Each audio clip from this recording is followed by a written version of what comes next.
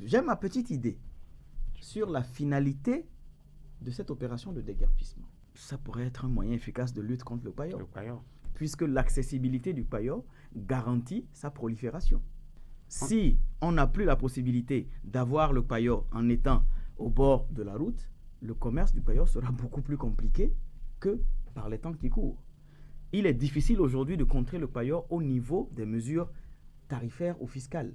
La concurrence à l'égard du paillot avec la dévaluation du naira devient de plus en plus difficile. Donc aujourd'hui, il faut forcément aller d'une manière en griffe détournée pour ne plus permettre et faciliter l'accès de la clientèle à cette substance qu'est le paillot, quelle essence pas frélatée, mais vendue dans des conditions de sécurité, de conservation qui laissent à désirer. Donc, pour moi, en fait, c'est une mesure salutaire, parce que le paillot ne nous rend pas service.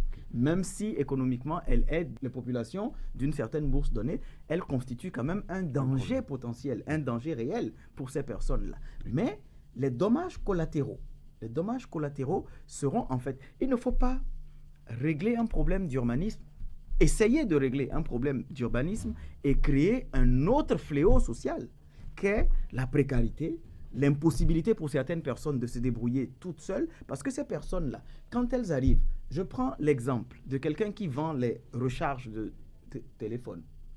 Les recharges de téléphone aujourd'hui, ces personnes-là individuellement prises évitent à ces grosses firmes de téléphonie de devoir investir dans la main-d'œuvre en termes de commercialisation de leurs produits. Donc ces personnes-là qui sont sur le domaine public de manière illégale arrangent aussi ces grosses multinationales de la téléphonie.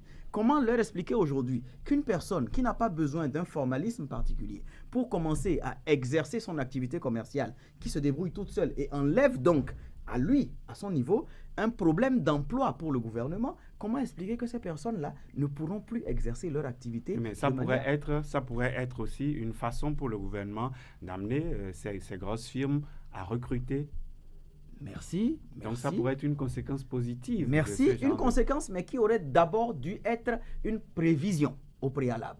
Moi, je me rappelle que j'ai proposé en fait de créer un statut social pour tous les revendeurs de téléphonie mobile, pour tous les revendeurs de cartes de recharge, parce que c'est une force de vente qu'utilisent, entre griffes, ces opérateurs de téléphonie mobile-là, et en les maintenant toujours dans le secteur informel. C'est un encouragement au secteur informel. Et l'État devrait, à ce niveau-là, réfléchir à comment sécuriser ces personnes qui ne pourront plus exercer cette activité de la manière dont elles l'exerçaient, mais tout en étant en mesure de leur assurer ce qu'on appelle l'État-providence, mettre les acteurs économiques, les agents économiques en mesure d'exercer leurs activités. C'est déjà de la créativité que de me dire, bon, je vais être revendeur de crédit de téléphone.